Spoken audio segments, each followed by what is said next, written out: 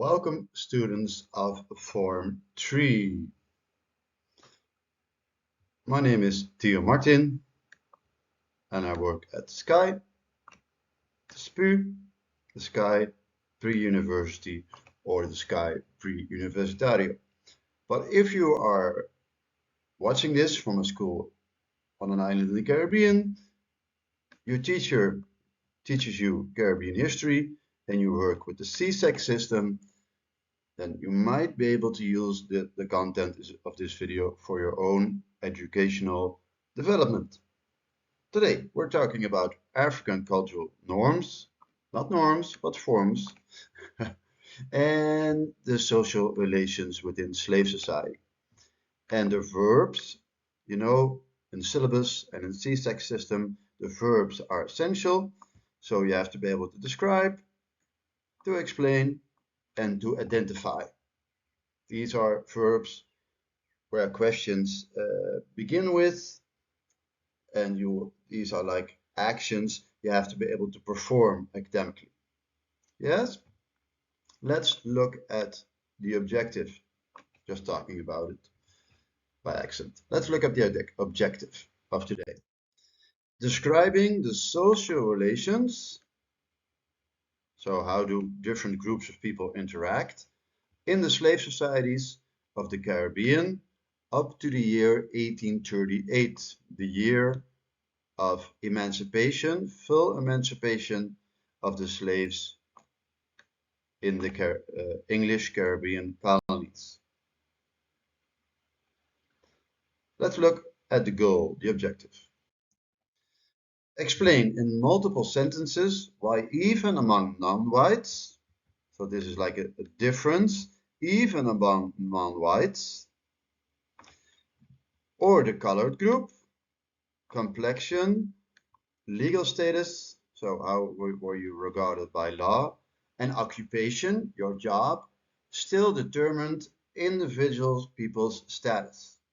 So as individuals like you and me, when we would have lived during those days, our place in society would have been determined by the color of our skin, our occupation, and the legal status that was connected to our occupation and the color of our skin. If you want to have some background information, page 38 of your study guide, Caribbean History for CSEC, you can find some background information there, or where you can find also background information is page 58 and 60 and 59 of Caribbean History for CSEC, your book. Yes, that's where I found my information, but I also used my own brain. I thought about it myself. Pretty important if you ask me. Let's look at the answer in 3 parts, and I will underscore some parts that are important or come to mind when I think about the answer. Within each group, there were divisions which were largely influenced by complexion, legal status,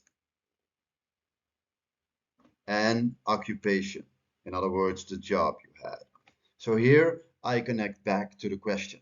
Within each group, there were divisions which were largely influenced by complexion, legal status, and occupation. Colored people were in the middle of that division, when you had the white people, the colored people, black Africans at the bottom of that division.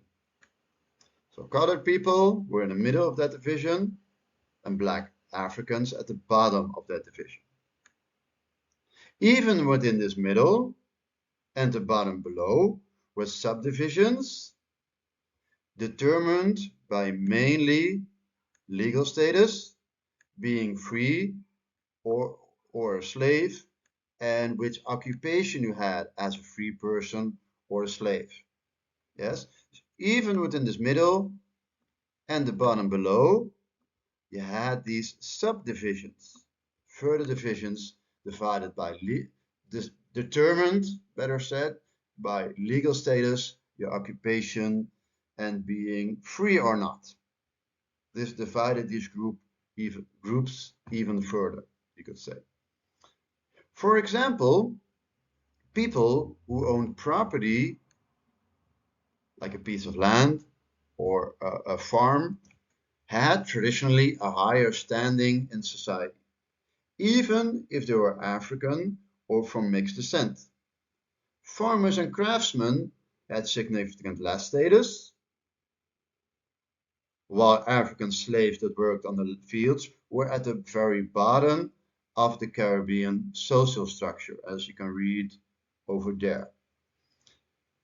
So you see, even among non-whites,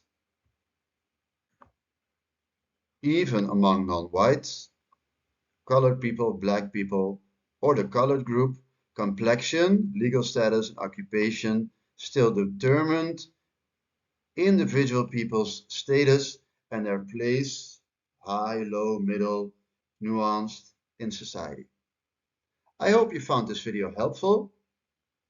If you have points of improvement, or you're saying this doesn't sound right, sir, or you made a mistake, what do you mean by this word? Ask the questions below. That's the same place where you can subscribe, or do it in Google Classroom, or if we are in the next school year, you can do that by sending me a message by Windows 365 or whatever we use at this moment. Nice weekend if you have weekend. Work hard if you're in a school week, and I hope to see you during class. Have a nice day.